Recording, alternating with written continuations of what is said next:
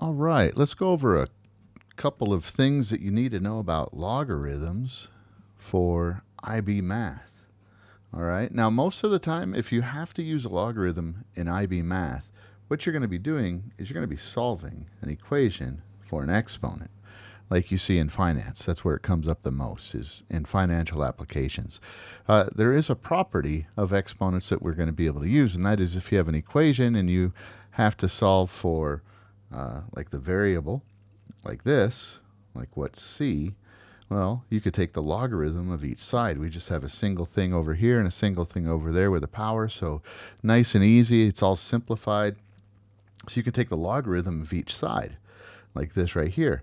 Now, if you have a logarithm raised to a power, you can multiply.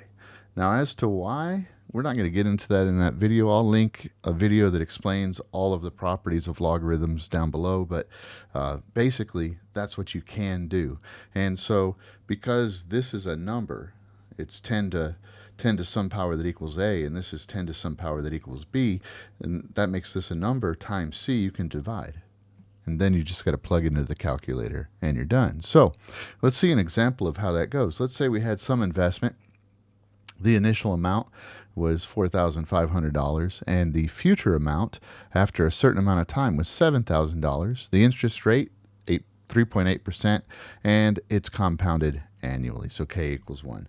So our formula that we have from IB is this right here, right? Now they put r over 100 because it reminds you to change this percentage into a decimal. But let's plug this in and solve for t, show you how this thing right here applies to solving those kinds of questions. So our future value is 7 grand. Previous value is 4,500. 1 plus 0.038 to the power of t. All right, now right off the bat, we don't really want to try to apply a logarithm yet because see how we have a product over here and just a single number over there. So what we want to do is we want to get this so it's just like a base with an exponent, right?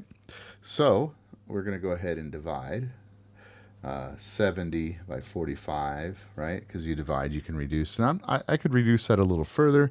What is that going to be? 14 over 9. But I'm just going to leave it like that for right now.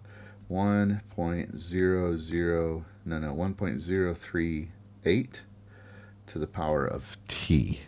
All right, so now we could take the logarithm of both sides, right? So we're going to do log of this side. We're going to do, squeeze it in there, log of that side.